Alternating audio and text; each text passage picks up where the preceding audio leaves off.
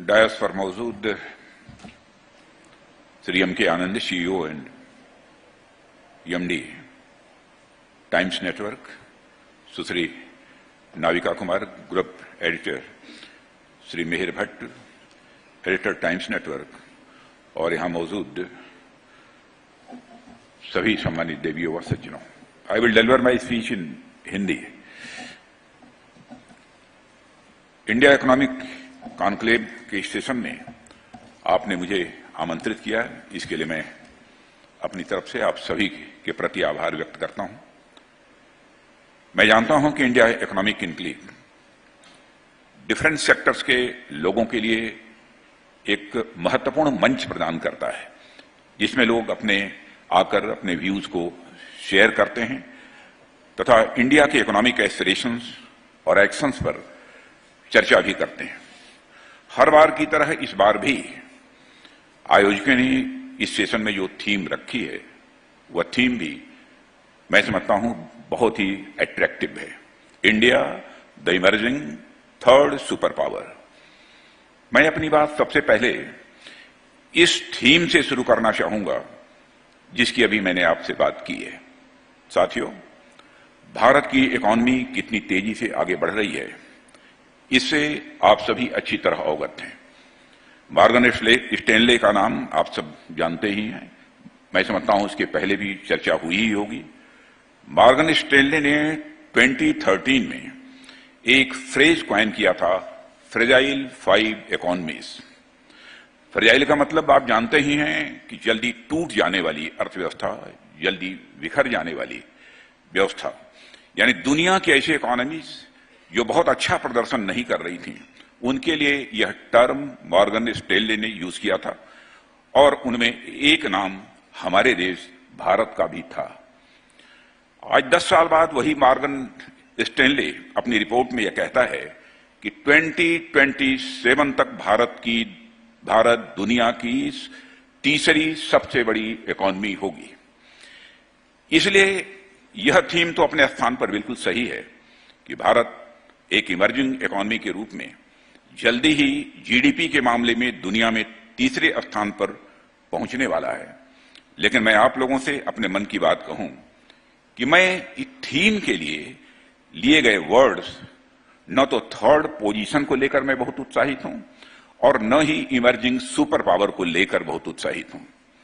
आज के immediate perspective में तो ये दोनों ही वर्ड्स भारत के लिए सही हो सकते हैं, लेकिन जब हम लॉन्ग टर्म पर्सपेक्टिव में देखें तो मैं समझता हूं कि भारत एक इमर्जिंग नहीं बल्कि एक रिसर्जेंट सुपर पावर है। हम वापस अपने राइटफुल प्लेस को रिगेन कर रहे हैं। हम दुनिया के इकोनॉमिक नक्शे पर वापस अपना स्थान पाने की ओर तेजी से आगे बढ़ रहे हैं। साथियों, यह कोई बहुत ज्यादा पुरानी बात नहीं है। जब भारत दुनिया के नक्शे पर एक इकोनॉमिक सुपर पावर के रूप में जाना जाता था, रिकॉर्ड्स बताते हैं कि 17वीं सेंचुरी तक आते आते दुनिया की जीडीपी में 1/4 से अधिक हिस्सा भारत का हुआ करता था। यह देश इतना आत्मनिर्भर था, जहां प्रोडक्शन इतने बड़े पैमाने पर हुआ करता था कि हम अपनी बाहरी देशों की भी जरूरतों को पूरा किया करते थे। क्योंकि उस समय अधिकांश ट्रेड गोल्ड के माध्यम से हुआ करता था, इसलिए हम कह सकते हैं कि गोल्ड माइनिंग चाहे जहां भी हो, गोल्ड कॉइन जारी जहां से हो, पर वह अंततः पहुंचता था तो भारत में ही पहुंचता था। दुनिया भर से लोग हमारे वैभव और संपदा से आकर्षित होकर भारत आते थे, परंतु कालांतर में जैसे जैसे समय गुजरता चला गया, देश के इस वैभव पर ग्रहण लग गया और कुछ ऐसी चीजें हुई जिसने हमारे इतिहास को बहुत बुरी तरह से प्रभावित किया है। इनमें से कुछ का जिक्र मैं करना चाहता हूं। जैसे कि पहली चीज यह थी मिलिट्री वीकनेस और दूसरी थी पॉलिटिकल स्लेवरी। साथियों, भारत का इतिहास इस बात का उदाहरण है कि जब जब भारत में सेनाएं कमजोर हुई हैं, तब तब आक्रांताओं ने भारत को नुकसान पहुंचाया है। सेना किसी भी राष्ट्र के सिर्फ बॉर्डर्स की ही सुरक्षा नहीं करती, बल्कि वह देश की कल्चर, इकोनॉमी और एक प्रकार से देश की इंटायर सिविलाइजेशन की भी सुरक्षा करती है। इसलिए एक सरकार के रूप में हमने यह सुनिश्चित किया कि हमारी सेनाएं सशक्त हों, मजबूत हों, उनके पास अत्याधुनिक यानी मॉडर्न वेपन्स हों और उनमें यूथफुलनेस भी बनी रहे। हमने हर वो कदम उठाया है जिससे भारत की मिलिट्री स्ट्रेंथ बढ़े और हम वापस भारत को एक सुपर पावर बना पाएं। साथियों, पॉलिटिकल स्लेवरी ने ड्रेन ऑफ वेल्थ के माध्यम से हमारी इकोनॉमी को कमजोर किया। मैं समझता हूं इस बात से आप अच्छी तरह सहमत होंगे। इसके साथ ही उसने हमारी आत्मनिर्भरता और कल्चरल प्राइड को भी बेहद नकारात्मक रूप से प्रभावित किया, जिसके बारे में भी आप अच्छी तरह जानते हैं और बहुत ज्यादा इस पर बात करने की मैं समझता हूं आवश्यकता नहीं है। लेकिन समय अब करवट ले रहा है। हम उस पॉलिटिकल स्लेवरी से अब बाहर आ चुके हैं। माननीय प्रधानमंत्री श्री नरेंद्र मोदी ने इस बार लाल किले के प्राचीर से देश को जो 5 प्रण दिए थे, उनमें से एक प्रण यह भी था कि हमें गुलामी की मानसिकता को निकाल फेंकना है। और आज देश पूरी तरह गुलामी की मानसिकता को हटाकर एक मजबूत नेतृत्व के साथ वापस अपना स्थान पाने के लिए दृढ़ संकल्पित है। साथियों, भारत के लिए मैं समझता हूं कि यह पुनर्जागरण रिनोवेशन का यह दौर है। यह ग्लोबल सुपर पावर के रूप में भारत की पुनर्स्थापना का समय है। अंधेरा छट चुका है और नए भारत का नया सूर्योदय हो रहा है। इसलिए मैं इमरजिंग सुपर पावर से ही इत्तेफाक नहीं रखता हूं, बल्कि मैं भारत को एक रिसर्जेंट सुपर पावर के रूप में देखता हूं। साथियों, आपने दुनिया के डिफरेंट प्लेटफॉर्म से यह बात सुनी होगी कि 21वीं सदी 21st सेंचुरी यह भारत की है। 21वीं सदी को भारत की सदी बताने का एक सबसे बड़ा कारण यह भी है कि तमाम हर्डल्स के बावजूद आज भारत इकोनॉमिक दृष्टि से दुनिया के बाकी देशों के मुकाबले बहुत तेजी के साथ आगे बढ़ रहा है। जब से 2014 में नरेंद्र मोदी जी के नेतृत्व में सरकार बनी, तब से हमारा यह प्रयास रहा है कि हमारी गवर्नमेंट पॉलिसी देश में इकोनॉमिक ग्रोथ को ज्यादा से ज्यादा फैसिलिटेट करें। मैं उन आंकड़ों में नहीं जाना चाहता हूं, हमने क्या अचीव किया है अपनी पॉलिसीज के माध्यम से। बात चाहे डायरेक्ट टैक्स रिफॉर्म की हो या फिर जीएसटी की, हमने देश की इकोनॉमिक ग्रोथ के लिए एक optimum and tax payer friendly regime लाने का पूरा प्रयास किया है। हमारे प्रयास, मैं विश्वास के साथ कह रहा हूं कि रंग भी ला रहे हैं। बीते फाइनेंशियल ईयर में आपने देखा होगा कि इनकम टैक्स हो या फिर जीएसटी, इनका जितना कलेक्शन हुआ है उसके बारे में कभी कल्पना भी नहीं की गई थी कि इतना कलेक्शन हुआ होगा। और इस बार जो जीएसटी का कलेक्शन हुआ है उससे आप अच्छी तरह वाकिफ हैं। यहां तक मेरी जानकारी है 1.87 लाख करोड़। आप सभी एक अच्छी खासी इकोनॉमिक समझ रखने वाले यहां पर लोग बैठे हैं और आप तो जानते ही हैं कि यदि कोई बिजनेस हाउस किसी भी देश में इन्वेस्ट करता है तो देश की पूरी इकोनॉमिक, सोशल और पॉलिटिकल अपॉर्चुनिटीज एवं चैलेंजेज का अच्छे से एनालिसिस करता है, उसके बाद ही उस देश में वह इन्वेस्ट करता है। आज भारत में ईज ऑफ डूइंग बिजनेस बढ़ाने पर सरकार ने बल दिया है और इसलिए फॉरेन इन्वेस्टर्स भारत को एक अट्रैक्टिव डेस्टिनेशन के रूप में देख रहे हैं। सिर्फ इकोनॉमी ही नहीं है, बल्कि जब आप इकोनॉमी के अलावा बाकी के सेक्टर्स को देखेंगे तो आप पाएंगे कि हमने उनमें एक रिवॉल्यूशनरी ट्रांसफॉर्मेशन किया है।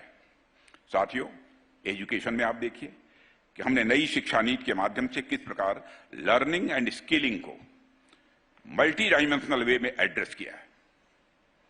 हमने शुरुआत से ही बच्चों को उनकी स्किल डेवलपमेंट के साथ साथ उनमें नैतिक रूप से भी सशक्त बनाने के लिए, मॉरली स्ट्रांग बनाने की दृष्टि से भी हमने काम करना प्रारंभ किया है।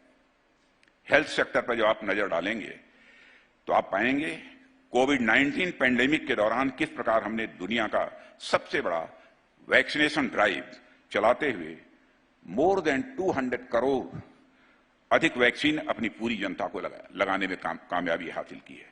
और इस प्रकार की सक्सेस वैक्सीन ड्राइव दुनिया के किसी भी देश में नहीं चली है जैसी हमारे और आपके देश भारत में चली है। और इसके अलावा हमने आयुष्मान भारत के माध्यम से करोड़ों बेनिफिशियरीज को कवर करते हुए पूरे हेल्थ सेक्टर में एक ट्रांसफॉर्मेशनल चेंज लाने का भी कार्य किया है और उसमें हमको कामयाबी हासिल हुई भी है। अगर मैं बैंकिंग सेक्टर की मैं बात करूं तो आप देखेंगे कि जहां दुनिया भर में कई देशों में, यहां तक कि जो हमारी डेवलप्ड कंट्रीज हैं उनमें भी बैंक्स की परफॉर्मेंस इस समय अच्छी नहीं है, वहीं भारत के बैंक्स आज बेहद मजबूत स्थिति में हैं। मैं इसके पहले एक दो देशों में जाने का मुझे अवसर प्राप्त हुआ है और मैंने देखा कि जब वहां के प्राइम मिनिस्टर, प्रेसिडेंट जब मुझसे इस बात की चर्चा करते हैं हमारे बैंक्स के परफॉर्मेंस की, तो मेरा सीना स्वाभाविक रूप से मित्रों चौड़ा हो जाता है। 2014 में अनेक बैंक्स एनपीए के तले दबे हुए थे, नॉन परफॉर्मिंग एसेट्स के इस बोझ के तले दबे हुए थे। हमने बैंकों की परफॉर्मेंस को इंप्रूव करने के लिए एडमिनिस्ट्रेटिव लेवल पर कई इनिशिएटिव्स उठाए हैं। बैंक्स को मर्ज करके या फिर उनका प्राइवेटाइजेशन करके हमने उनका रिवाइवल किया है और उन प्रयासों का ही नतीजा है कि आज हमारे बैंकों का ग्रास एनपीए काफी निचले स्तर पर है। घटते एनपीए के कारण बैंक्स आज कर्ज देने की यानी क्रेडिट प्रोवाइड करने की स्थिति में हो गए हैं। हमारा क्रेडिट ऑफटेक बढ़ा भी है। ग्रास एनपीए 2017-18 में जहां पर 9.33% था, अब वह 4.5% हो गया है। और साथियों, इसके अलावा हमने इस देश की एक और बड़ी समस्या पर सरकार में आते ही विशेष रूप से फोकस किया है। जब हम सरकार में आए, हमने देखा कि देश में बहुत सारे ऐसे कानून हैं जो कि बहुत ही पुराने हो चुके हैं। उनका एक बहुत बड़ा जाल था और उसमें फंसकर न तो इस देश में बहुत ज्यादा इनोवेशन हो पाते थे उन कानूनों के कारण, और न ही देश में इन्वेस्टर फ्रेंडली एनवायरनमेंट बन सकता था। इसको भी हम लोगों ने समझा। इसीलिए हमारी सरकार ने मिनिमम गवर्नमेंट और मैक्सिमम गवर्नेंस के सिद्धांत को फॉलो करते हुए 2000 से अधिक पुराने कानूनों को समाप्त करने का भी काम किया है। और इस प्रोसेस के माध्यम से हम लाल फीताशाही को कम करते हुए इंस्पेक्टर राज के खात्मे की ओर भी तेजी से बढ़ रहे हैं। देश का रक्षा मंत्री होने के नाते अगर मैं भारत के डिफेंस सेक्टर की ओर आप सभी का ध्यान आकर्षित करूं तो आप देखेंगे कि पिछले कुछ वर्षों में हमने इंडिया के डिफेंस सेक्टर में ट्रांसफॉर्मेटिव चेंज किया है। माननीय प्रधानमंत्री जी की इंस्पिरेशन से हमने आत्मनिर्भर भारत के संकल्प के साथ साथ डिफेंस सेक्टर में भारत को सेल्फ रिलायंट बनाने की दिशा में तेजी के साथ काम कर रहे हैं। हम पहली ऐसी सरकार है जिसने हथियारों के आयात यानी इंपोर्ट के लिए खुद पर ही प्रतिबंध लगा दिया। हमने सेनाओं की ओर से 411 आइटम्स की एवं डिफेंस पब्लिक सेक्टर अंडरटेकिंग्स की 4666 आइटम्स की पॉजिटिव इंडिजिनाइजेशन लिस्ट जारी की है और इसमें शामिल लाइन रिप्लेसमेंट यूनिट्स, हथियार, गोले, बारूद, मिसाइल और अन्य प्रकार के रक्षा से संबंधित साजो सामान हैं जिनका निर्माण अब केवल और केवल हमारे ही देश में होगा। हम किसी भी सूरत में दुनिया के दूसरे देशों से हम इंपोर्ट नहीं करते। हमने साफ कह दिया है, make in India and make for the world. Bharat में बनाओ, भारतवासियों के हाथ से बनाओ, सारी दुनिया के लिए बनाओ। साथियों, हमने मेक इन इंडिया और डिफेंस कॉरिडोर्स जैसे इनिशिएटिव्स के माध्यम से इंश्योर किया है कि हम भारतीय सेनाओं के यूज के लिए मॉडर्न वेपन्स भारत में ही निर्मित करें और यदि संभव हो तो हम उसे एक्सपोर्ट भी करें। आज आप देख सकते हैं कि अब हम अपने इन प्रयासों में कामयाबी हासिल कर रहे हैं, जिसे इस आंकड़े से समझा जा सकता है कि आज हमारा domestic defence production more than 1 lakh crore तक पहुंच चुका है। जब मैं डिफेंस सेक्टर में काम करने वाली हमारी इंडस्ट्रीज हैं, जब मैं उनके साथ बैठकर कभी चर्चा करता था और जब मैं यह कहता था तो लोग यकीन नहीं करते थे कि असंभव हो पाएगा। यह करिश्मा भारत में हुआ है। अगर मैं एक्सपोर्ट की बात करूं तो तो आज से 7-8 वर्ष पहले डिफेंस इक्विपमेंट का एक्सपोर्ट, जहां कुल मिलाकर 9,500 करोड़ हुआ करता था, आज वह बढ़कर मोर देन 16,000 करोड़ हो गया है। साथियों, डिफेंस सेक्टर के मामले में अभी हमें और कई रास्ते तय करने हैं, लेकिन यह एक बहुत बड़े लक्ष्य की ओर हमारा यह पहला कदम है। हमने डिफेंस मैन्युफैक्चरिंग में भी स्टार्टअप्स के माध्यम से न्यू आइडियाज को इनवाइट किया है। जैसा कि आप सभी जानते हैं कि भारत में यूनिकॉर्न्स की संख्या 100 से अधिक हो गई है, लेकिन इनमें भी एक अच्छी खासी संख्या उन स्टार्टअप्स की है जो सिर्फ और सिर्फ डिफेंस रिसर्च एंड डेवलपमेंट और मैन्युफैक्चरिंग क्षेत्र में ही काम कर रहे हैं। साथियों, अगर मैं बात करूं इंफ्रास्ट्रक्चर डेवलपमेंट की, तो आप देखिए कि किस प्रकार हमने भारत की में सड़कों का जाल बिछाया है। हमारे नितिन जी आए होंगे, इस संबंध में आपको बतलाया होगा उन्होंने। लेकिन मैं बॉर्डर एरियाज की यहां पर मैं चर्चा करना चाहता हूं। लेकिन इसके पहले मैं बता दूं इंफ्रास्ट्रक्चर डेवलपमेंट की, जहां पहले बामुश्किल 10 किलोमीटर 12 किलोमीटर पर डे ये हाईवेज बना करती थी, आज 37 किलोमीटर पर डे हमारी हाईवेज बन रही है। ये अपने में करिश्मा नहीं है तो क्या है। बॉर्डर एरियाज में भी स्थित हमारे जिन गांवों को आज तक इग्नोर किया गया था, हमने उन्हें भी सड़कों के माध्यम से देश के बाकी क्षेत्रों से जोड़ा है। और अगर आप एयरपोर्ट्स की संख्या पर गौर करें तो 2014 के कंपैरिजन में आज हमारे पास 2 गुणों से अधिक एयरपोर्ट हैं। पहले यहां केवल 74 हुआ करते थे, आज उनका नंबर बढ़कर 148 हो गया है। हवाई चप्पल पहनने वाला व्यक्ति भी हवाई जहाज से यात्रा कर सके, इस संकल्प के साथ हमारी सरकार आगे बढ़ रही है। रेलवे में आप देख सकते हैं किस तरीके से हमने वर्ल्ड क्लास इंफ्रास्ट्रक्चर का निर्माण किया है। विश्व स्तरीय ट्रेन सुविधा हमारे देशवासियों को उपलब्ध हो सके, यह हमारा प्रयत्न है। और आपको जानकारी होगी उस फिगर के बारे में कि विश्व स्तरीय ट्रेन जो वंदे भारत है, वंदे मातरम है, हम इसको भी वंदे भारत लगभग उसका नंबर संभवतः 21 तक पहुंच चुका है। रेलवे स्टेशन के निर्माण से लेकर वंदे भारत जैसी ट्रेन चलाकर इंडियन रेलवेज की तस्वीर हमारी गवर्नमेंट ने बदली है।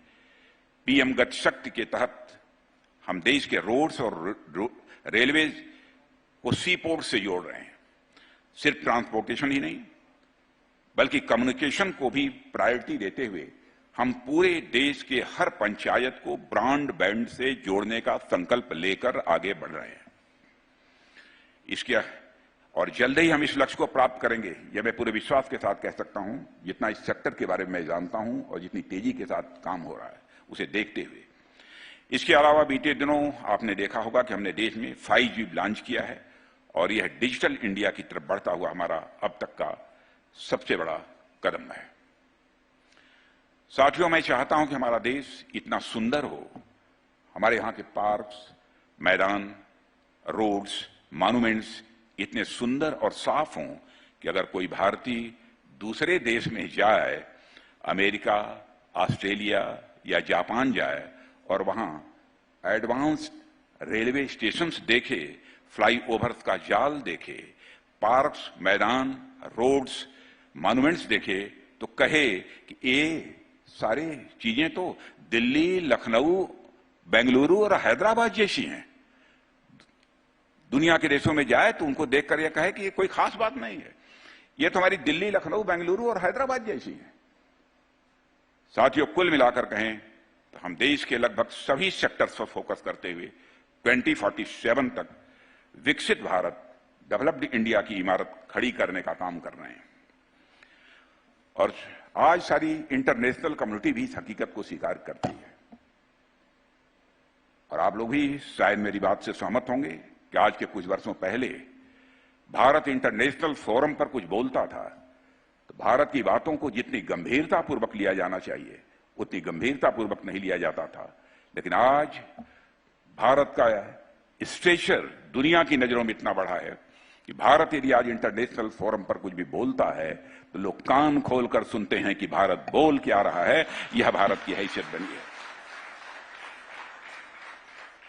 साथियों, जब भी हम कोई मंजिल निर्धारित करते हैं, अपने लिए हम कोई उद्देश्य तैयार करते हैं, और यूं तो इसके साथ कई सारी समस्याएं आती हैं, स्वाभाविक भी है, लेकिन उनमें भी दो सबसे बड़ी चुनौती जो सामने आती है, पहली तो यह होती है कि हो सकता है दुर्भाग्य से हम वह लक्ष्य उस समय सीमा में प्राप्त ही न कर पाए। लेकिन जो दूसरी बड़ी चुनौती होती है वह यह होती है कि जब हम उस लक्ष्य को प्राप्त कर लेते हैं तो हमें वह लक्ष्य उतना रिलेवेंट नहीं लगता है। हम ये सोचने लगते हैं कि क्या इसी उद्देश्य के लिए हमने इतनी मेहनत की थी, इतना परिश्रम हमने किया था। इसलिए हमारे लिए यह बेहद आवश्यक है कि हम वैसे ही मंजिल अपने लिए निर्धारित करें, वैसा उद्देश्य स्वयं के लिए तय करें जिसकी प्राप्ति के बाद हमें संतुष्टि मिले, हमें प्रसन्नता की अनुभूति हो।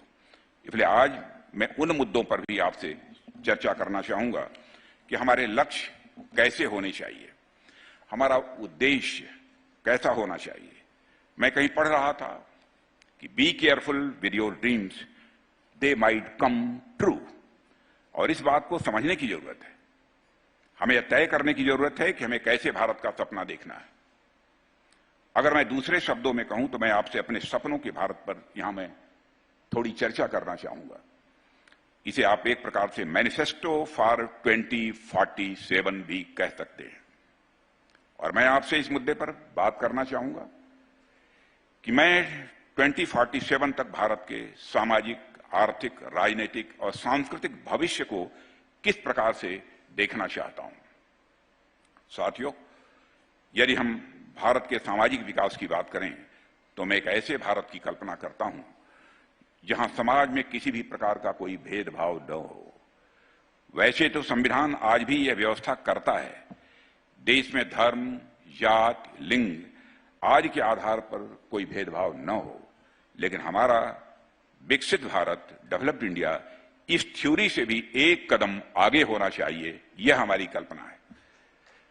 जहां कोई किसी भी जाति में जन्म ले, जहां कोई किसी भी जाति में जन्म ले, उसे स्वयं के विकास के लिए बराबर का अवसर मिले। जहां जात के आधार पर किसी को अवसरों से वंचित न रखा जाए। ऐसी कोई भी मजबूरियां, ऐसी कोई भी बेड़ियां जो ह्यूमन डिग्निटी को कमजोर करती हैं, वह टूटनी चाहिए। जहां ह्यूमन डिग्निटी को सर्वोच्च प्राथमिकता दी जाए। और यह हमारी टॉप प्रायोरिटीज में से एक प्रायोरिटी है। साथियों, मेरे मन में एक बात कई दिनों से है और हमारे सामने कई बार ऐसी खबरें भी आती हैं जिसे पढ़ या सुनकर हमारा हृदय भी द्रवित हो उठता है। स्वाभाविक रूप से आप सब भी संवेदनशील प्राणी हैं, इमोशनल प्राणी हैं, आपको भी तकलीफ होती होगी।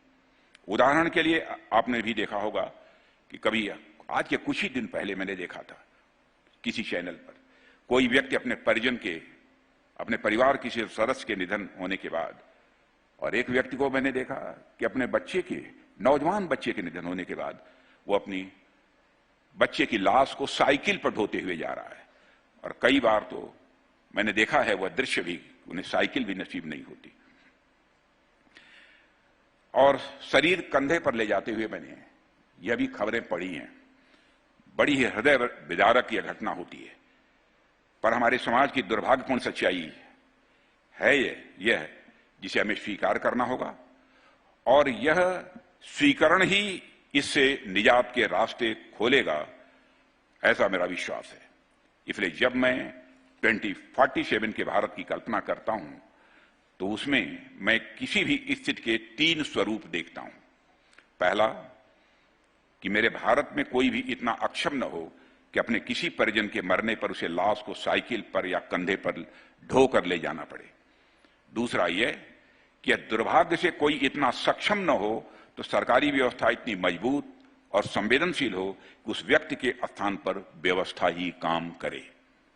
तीसरा यह कि कई बार दूर दराज के क्षेत्रों में जहां सरकारी तंत्र नहीं पहुंच पाता तो वहां समाज में इतना भाईचारा हो कि अगर किसी व्यक्ति पर ऐसी आपदा आ जाए तो समाज का जो भी पहला व्यक्ति उसे देखे वह अपने बाकी काम छोड़कर उस व्यक्ति की सहायता करे। भाइयों बहनों, मैं इस प्रकार का संवेदन से परिपूर्ण एक ऐसा समाज भारत में देखना चाहता हूं और इसके अलावा, और यह बात मैं अपने प्रधानमंत्री के बारे में कह सकता हूं, क्योंकि प्रधानमंत्री बनने के पहले भी हमारी चर्चा होती रही है, पार्टी का जब मैं अध्यक्ष था उसमें भी चर्चा होती रही है, आज भी समय समय पर उनके साथ जो बैठकर चर्चाएं होती हैं, ऐसी बातें निकल कर आती हैं, इसीलिए हमने उसको अपने स्पीच में कवर किया है। इसके अलावा जो चीज मैं अपने इस डेवलप्ड इंडिया, विकसित भारत में देखना चाहता हूं, वह है महिलाओं की बराबर की भागीदारी। साथियों, कोई राष्ट्र बिना अपनी आधी आबादी के साथ लिए प्रोग्रेस नहीं कर सकता है। हमें नारी शक्ति को उतना अधिकार देना होगा, हमें उन्हें वह अवसर देने होंगे जिस अवसर से उन्हें लंबे समय से वंचित रखा गया था। अभी आपने देखा होगा कि सिविल सर्विसेज एग्जाम के परिणाम में किस तरीके से बेटियों ने अपनी बाजी मारी है। टॉप 25 में से 14 वीमेन कैंडिडेट्स का होना देश के सुनहरे भविष्य के प्रति एक बहुत बड़ा संकेत है। महिलाओं ने तो ताली बजा दी, लेकिन पुरुषों ने नहीं बजाई। हम चाहते हैं कि महिलाओं का भी प्रश्न हो तो सभी साथ ताली बजाएं। हम जितने ज्यादा अवसर अपनी बेटियों को देंगे, जितनी सुविधाएं बेटियों पर केंद्रित करेंगे, वे हमें उससे कई गुना लौटा कर देंगी, मुझे पक्का विश्वास है। और वो देश को और एक नई ऊंचाई पर ले जाने में के लिए अपना पूरा योगदान देंगे। इस बार लाल किले के प्राचीर से हमारे प्रधानमंत्री जी ने भी देश को यह संदेश दिया है कि अगर हमें विकास के नए आयाम गढ़ने हैं तो हमें अपने देश की महिलाओं को साथ लेकर चलना होगा। हमें अपनी बेटियों को पर्दा से निकालकर प्रतिस्पर्धा में लाना होगा। मैं फिर से दोहराना चाहता हूं, हमें अपनी बेटियों को पर्दे से निकालकर प्रतिस्पर्धा में लाना होगा। और इस आयोजन में मैं महिलाओं की प्रेजेंस भी देख रहा हूं, और मैं आपसे सीधा संवाद करते हुए फिर से कहता हूं कि आप लोगों को गुलामी के प्रतीक पर्दा की नहीं, बल्कि बराबरी के प्रतीक प्रतिस्पर्धा की मैं कामना करता हूं। तभी महिलाएं स्वयं का विकास कर पाएंगी और राष्ट्र निर्माण में भी अपनी वह भूमिका निभा पाएंगे। साथियों, तीसरी बात जो मैं करना चाहता हूं वह रोजगार से संबंधित है। हमें एक ऐसा वातावरण तैयार करना होगा जो रोजगार के उचित अवसर उत्पन्न करे। अभी हाल ही में आपने सुना होगा कि भारत दुनिया में सबसे ज्यादा जनसंख्या वाला देश बन गया है, और इस जनसंख्या से हमें लाभ तो होगा, लेकिन इसका एक दूसरा पहलू भी है कि हमें इस विशाल जनसंख्या को एक हाई क्वालिटी लाइफ देने के लिए अपने इकोनॉमिक इंफ्रास्ट्रक्चर की कैपेसिटी को और इन्हांस करना ही होगा। हमारे पास युवाओं की विशाल संख्या होगी और उनके अनगिनत सपने भी होंगे। नौजवानों के अपनी अपनी ड्रीम्स होते हैं, हर नौजवान के बहुत ऊंचाई उड़ान भरने की उनकी जिद होगी। इसलिए हमारी जिम्मेदारी होनी चाहिए कि हम ऐसा इन्वायरमेंट तैयार करें जो उनकी उड़ान को और ऊंचाई दे पाए। मैं चाहता हूं कि हमारे युवा शिक्षित हों, स्वस्थ हों और उनमें काबिलियत डेवलप की जा सके और उन्हें उनकी काबिलियत के अनुसार रोजगार के अवसर मिल सके। साथियों, हमें एक ऐसे इकोनॉमिक ग्रोथ चाहिए, हमें एक ऐसी इकोनॉमिक ग्रोथ चाहिए जिसमें हमारे पास एक इफिशिएंट मार्केट इकोनॉमी हो, जिसमें लोगों के पास इकोनॉमिक फ्रीडम हो, कोई भी व्यवसाय शुरू करने की भी फ्रीडम हो, कोई भी नौकरी करने की भी फ्रीडम हो, ताकि वे बड़े सपने देख सकें, इनोवेटिव आइडियाज भी वह सोच सकें। इसके अलावा हमें उन लोगों के बारे में भी सोचना होगा जो किसी बीमारी व फिजिकल या मेंटल इलनेस के कारण या किसी पारिवारिक कारणों से दुर्भाग्य से अपने स्वप्नों को वह पूरा न कर सकें। उनके स्टैंडर्ड ऑफ लाइफ को मेंटेन करने के लिए भी हमें अपनी तरफ से उचित प्रयास करने ही होंगे। मैं इसे दूसरे शब्दों में कहूं तो हमें एक वेलफेयर स्टेट का निर्माण करना ही होगा। एक ऐसा वेलफेयर स्टेट जो अपनी जनता के लिए high quality nutrition, housing, education एवं हेल्थ केयर की व्यवस्था कर सके और इस तरह की सोशल सेफ्टी नेट प्रोवाइड कराने के लिए पब्लिक और प्राइवेट दोनों ही सेक्टर्स को मिलकर काम करने की जरूरत होगी। साथियों, यदि मैं भारत के राजनीतिक भविष्य की यदि बात करूं तो मेरी इच्छा है कि जैसे जैसे हम भविष्य में आगे बढ़ते जाएं, वैसे वैसे हमारा लोकतंत्र सदैव मजबूत होता जाए, क्रिमिनलाइजेशन ऑफ पॉलिटिक्स खत्म होती जाए और हमारा देश क्रेडिबल पॉलिटिक्स के मार्ग पर आगे बढ़े। यहां पर यदि मैं क्रेडिबल पॉलिटिक्स की बात करता हूं तो पॉलिटिशियंस के वर्ड्स और डीड्स में भी अंतर नहीं होना चाहिए, उनके कृति और कथन में अंतर नहीं होना चाहिए। पॉलिटिशियंस को ऐसा व्यवहार करना चाहिए जो वह कहें वह करें। राजनीति को जनता की सेवा का एक माध्यम समझा जाना चाहिए। और साथियों, हमारे देश में कई सारे ऐसे राजनीतिक दल हैं, जाहिर सी बात है राजनीतिक दल लोकतंत्र की ये धुरी होती हैं। साथियों, बिना पॉलिटिकल पार्टीज के डेमोक्रेसी सर्वाइव ही नहीं कर सकती है। लेकिन हमारे देश के कई राजनीतिक दलों में यह देखने को मिलता है कि वह किसी विचारधारा, किसी आइडियोलॉजी पर अथवा किसी विचारधारा से इंस्पायर होकर वह राजनीति नहीं करते, बल्कि उनकी राजनीति किसी व्यक्ति व किसी परिवार या किसी जात के इर्द गिर्द घूमती रहती है। बहुत सारे पॉलिटिशियंस और बहुत सारी पॉलिटिकल पार्टीज को आपने देखा होगा। मैं समझता हूं कि एक विकसित भारत, डेवलप्ड इंडिया में ऐसी राजनीति का कोई स्थान नहीं रहना चाहिए। राजनीति परिवार, धर्म और जाति के आधार पर न होकर विचारधारा और मूल्यों के आधार पर, यानी आइडियोलॉजी और वैल्यूज के आधार पर पॉलिटिक्स होनी चाहिए। साथियों, आजकल आप देख सकते हैं कि किस तरीके से लोग लोकल बॉडी के चुनाव में भी अपनी दिलचस्पी दिखा रहे हैं। मैं ऐसे ही भारत का निर्माण चाहता हूं जहां हमारी लोकल बॉडीज भी पर्याप्त रूप से सशक्त हो, जहां राज्य सरकारें लोकल बॉडीज तक पावर का एप्रोप्रिएट ट्रांसफर करें। ठीक उसी प्रकार केंद्र सरकार राज्य सरकारों के बीच भी ऐसे रिश्ते हों, ऐसे संबंध हों जो कोऑपरेटिव फेडरलिज्म को वह बढ़ावा दें। सरकार और नागरिक के संबंध भी इतने अच्छे हों कि जहां सत्ता की तरफ से नागरिकों के अधिकारों का सम्मान हो, तो वहीं नागरिक भी समाज के प्रति अपने कर्तव्यों का अच्छी तरह निर्वहन करें। और साथियों, इसके अलावा जब हम सांस्कृतिक रूप से भारत के भविष्य की कल्पना करते हैं, मैं यहां सांस्कृतिक रूप से भारत के भविष्य की चर्चा करना चाहता हूं। सांस्कृतिक रूप से भारत के भविष्य की कल्पना करते हैं तो हमारे मन में एक ऐसा भारत आना चाहिए जहां के नागरिक अपनी संस्कृति और अपनी सभ्यता पर गर्व करें, जहां हमारे प्राचीन मूल्यों का सम्मान होना चाहिए, साथ ही नए विचारों का स्वागत भी होना चाहिए, जहां महिलाओं और बुजुर्गों का सम्मान हो। मैं भारत की संस्कृति को गंगा की तरह प्रवाहमान देखना चाहता हूं। आप देखिए कि गंगा में न जाने कितनी छोटी बड़ी नदियां मिलती हैं, डिफरेंट सोर्सेस से जल आकर गिरता है, लेकिन इसके बावजूद गंगा का एक यूनिक एग्जिस्टेंस बना हुआ है। मैं भारतीय संस्कृति को भी उसी रूप में देखना चाहता हूं, जहां हम दूसरी जगहों से भी अपने लिए अच्छे विचार लें, लेकिन अपनी संस्कृति को बनाए रखें। हमारे यहां कहा भी गया है, अनो भद्रा क्रतो यंतु विश्वतः, अर्थात सभी ओर से हमारे लिए जो समाज के लिए कल्याणकारी हों वह विचार आए। साथियों, सांस्कृतिक रूप से मैं एक ऐसे भारत का निर्माण चाहता हूं जहां हमारी शास्त्रीय और लोक कलाओं का वही सम्मान मिले, उनका वही स्थान हो जो स्थान विश्व की श्रेष्ठतम कलाओं को मिलता है।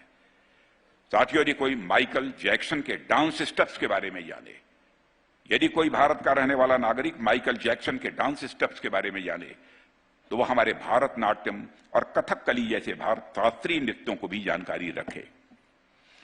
सिम्फनी, ओपेरा और बीथोवन के म्यूजिक को जो स्थान मिलता है, वही स्थान हमारे शास्त्रीय संगीतों को भी मिले।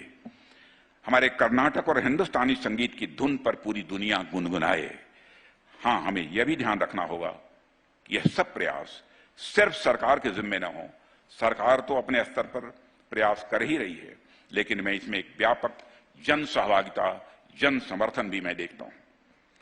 साथियों, मैं चाहता हूं कि बीटीएस, एक साउथ कोरियन ये पॉप बैंड, इससे आप अच्छी तरह परिचित होंगे। मैं चाहता हूं कि बीटीएस के बारे में जानने वाला हमारा नौजवान तानसेन को भी उतना ही जाने। नेपोलियन के बारे में पढ़ने वाला हमारा नौजवान समुद्रगुप्त की विजय यात्रा के बारे में भी वह जाने। शेक्सपियर के हैमलेट के पढ़ने वाला हमारा नौजवान भरत मुनि के नाट्य शास्त्र के बारे में भी जाने, और कालिदास के अभिज्ञान शाकुंतलम को भी उतना ही जाने। यह हमारी सोच है, यह हमारी कल्पना है। साथियों, हम संस्कृति के स्तर पर दुनिया से विचारों का आदान प्रदान करते रहे। आप देख सकते हैं किस प्रकार से योग और आयुर्वेद को हमने एक वैश्विक पहचान दिलाने का प्रयास किया है और मैं कह सकता हूं कि इस दृष्टि से भारत को कामयाबी हासिल हुई है और उसमें इनिशिएटिव लिया है तो हमारे प्रधानमंत्री ने लिया है। हम लगातार भारत की सांस्कृतिक पहचान को एक नई ऊंचाई पर ले जाने का प्रयास कर रहे हैं और मैं भविष्य में भी वैसे ही भारत को देखना चाहता हूं जहां उसकी एक सांस्कृतिक संप्रभुता, कल्चरल सॉवरेंटी यह स्थापित हो। अंत में मैं इस बात का यहां पर जिक्र करना चाहूंगा मेरे साथियों कि हमारा विकसित भारत यानी हमारी डेवलप्ड इंडिया शेष दुनिया के लिए कैसी होनी चाहिए। साथियों, हम जब से स्वतंत्र हुए तब से ही हम दुनिया भर में रेसिज्म, कॉलोनियलिज्म, साम्राज्यवाद और युद्ध की विभीषिका जैसी ग्लोबल इविल्स के खिलाफ बराबर आवाज उठाते रहे। लेकिन कुछ ऐसी यूनिवर्सल वैल्यूज हैं जो किसी एक देश के लिए नहीं बल्कि पूरी मानवता के लिए हुआ करती है। इसलिए एक विकसित भारत के रूप में हमारी जिम्मेदारी इससे कहीं अधिक बढ़कर होगी। स्पाइडरमैन मूवी का एक डायलॉग आपने सुना होगा, with great power comes great responsibility. इसलिए जब हम एक सुपर पावर के रूप में दुनिया के सामने आएंगे तो हमें यह इंश्योर करना होगा, फिर से अपनी बात को दोहराना चाहता हूं, जब हम एक सुपर पावर के रूप में दुनिया के सामने हम आएंगे तो हमें यह इंश्योर करना होगा कि डेमोक्रेसी, धार्मिक स्वतंत्रता, मानव की गरिमा और वैश्विक शांति जैसे जो यूनिवर्सल वैल्यूज हैं वो पूरी दुनिया में कायम हो सकें, केवल भारत में ही न रहें बल्कि पूरी दुनिया में कायम हो सकें। क्योंकि भारत तो एक ऐसा देश है जिसने कि वसुधैव कुटुंबकम का संदेश देने वाला है। भारत की सीमा में ही रहने वाले लोगों को अपने परिवार का सदस्य हमने नहीं माना है बल्कि पूरे विश्व की धरा पर रहने वाले लोगों को अपने परिवार का सदस्य मानते हुए वसुधैव कुटुंबकम का संदेश देने वाला दुनिया में कोई एक देश है, उस देश का नाम है भारत। आज हमें यह भी ध्यान रखना होगा कि हम अपने विचार किसी पर थोपें न। हम यह नहीं चाहते कि हम विचार किसी के ऊपर इंपोज करें, थोपने की कोशिश करें। आप रोमन साम्राज्य के दौर से लेकर आज तक देखें तो आमतौर पर जो डोमिनेंट पावर होती हैं वह राजनीतिक या आर्थिक रूप से सबको अपने ढांचे में ढालने की कोशिश करती हैं या कम से कम उस दिशा में प्रयास तो करती ही हैं। लेकिन हमारी कल्चर, हमारी संस्कृति इससे अलग है। हम यह नहीं मानते कि हर सभ्यता के विकास का हम यह मानते हैं कि हर सभ्यता के विकास का एक अपना तरीका होता है। हम दूसरों पर अपने विचार कभी थोपते नहीं हैं। हमें इस भाव को सुपर पावर बनने के बाद भी हमको बनाए रखना होगा। हम सुपर पावर होकर भी एक नई रवायत शुरू करेंगे कि हम किसी को इंफीरियर और सुपीरियर दृष्टिकोण से नहीं देखेंगे। हम चाहे यूरोप के किसी डेवलप्ड कंट्री के साथ हों या फिर अफ्रीका के किसी अंडर डेवलप्ड कंट्री के साथ हों, हम दोनों से ही परस्पर सम्मान और हम बराबरी का भाव रखेंगे। ऐसा होगा हमारा भारत। हमें इस स्वभाव को विकसित राष्ट्र बनने के बाद भी लगातार बनाए रखना है। और साथियों, अब तक हम देखते आए हैं कि आज तक ह्यूमैनिटी का इवोल्यूशन इस तरीके से हुआ है कि कोई अद्भुत क्षमता या विचारों वाला व्यक्ति आता है और मानवता को एक ड्रीम, एक स्वप्न दिखाता है, और जब मानवता उसके सपनों को समझ लेती है और उनके बताए रास्ते पर चलती है तो सभ्यताओं का निर्माण होता है, सिविलाइजेशंस बनती हैं। लेकिन ये दूसरे दौर की बातें थी कि कोई एक व्यक्ति सपने देखता था और पूरी सिविलाइजेशन उस आदमी के सपनों को फॉलो करती थी। तब मानवता ने लोकतांत्रिक मूल्यों को उस तरीके से स्वीकार नहीं किया था जिस तरीके से आज किया है। आज दौर बदल रहा है, आज दौर बदल गया है। वो कहते हैं ना कि वो साल दूसरा था और ये साल दूसरा है। आज का समय लोकतंत्र का है। मैं यह नहीं चाहता कि मैं सपने देखूं और आप उस पर काम करें या आप सपने देखें और कोई तीसरा आकर उस पर काम करे। यह देश जितना मेरा है उतना आपका भी है। इसलिए मैं तो चाहता हूं कि आइए साथ मिलकर एक नए भारत के लिए हम सामूहिक स्वप्न देखें और जब उन सपनों पर आम राय हो जाए तो मिलकर उनको पूरा करने की तरफ हम मिलजुल कर आगे बढ़े।